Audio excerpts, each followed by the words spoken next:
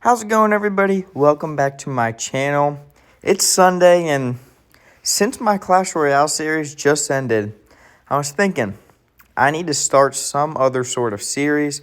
I love Skyrim, but I kind of don't want to just constrict myself to that. Don't get me wrong, I'm going to do a complete playthrough of it, so I'll be posting it for a long time. But I like to mix it up as well, and just to kind of draw new people into the channel as well. Don't want to box myself in too much because eventually I'll get to other games as well. I do have some plans for the future for other games, but for now, I'm introducing this series called Story Sundays. So, this series, as you can see, I got Slither.io in the background. This might be called Snake.io. I think it's a knockoff, but it's a fun little game.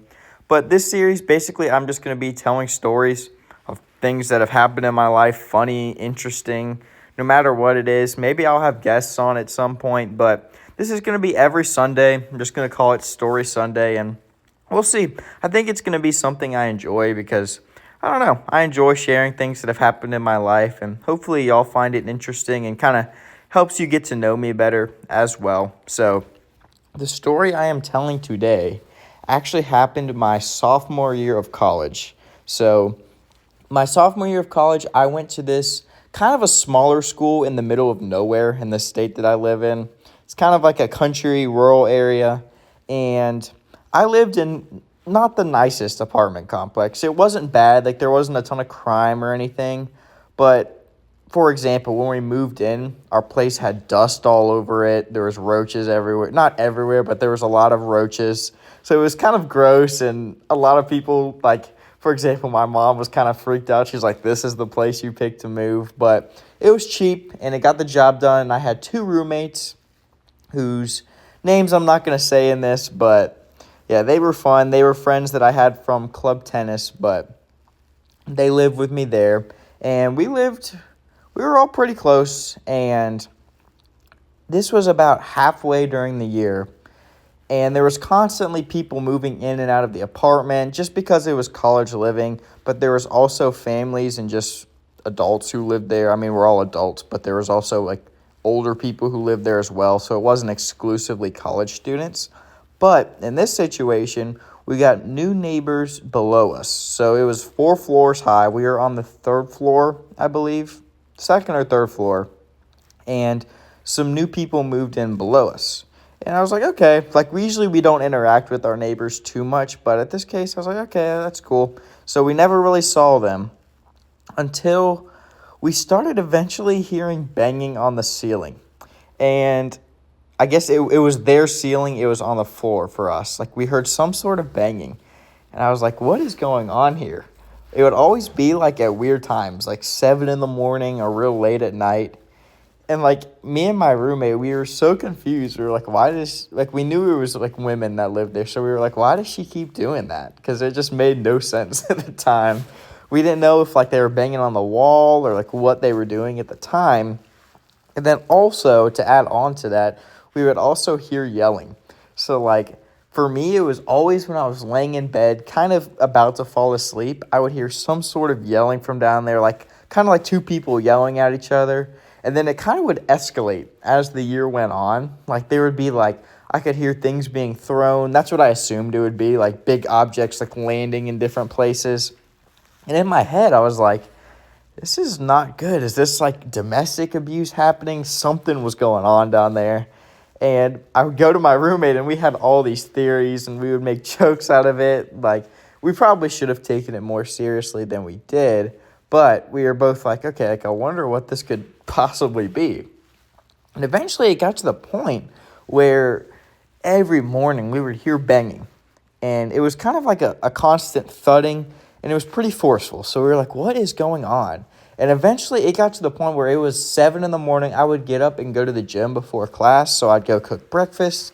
And I was cooking breakfast, and I was hearing banging again. So, like, I walked into my roommate's room, and I was like, dude, I'm going to go down there. We're just going to knock on the door. He's like, I'll come with you. So we went down there, knocked on the door, and this lady opened. And so I was like, hey, like, I don't know if you're doing this intentionally, but we hear some sort of banging on the wall, on the ceiling, and just wondering if you're doing that or if something's going on?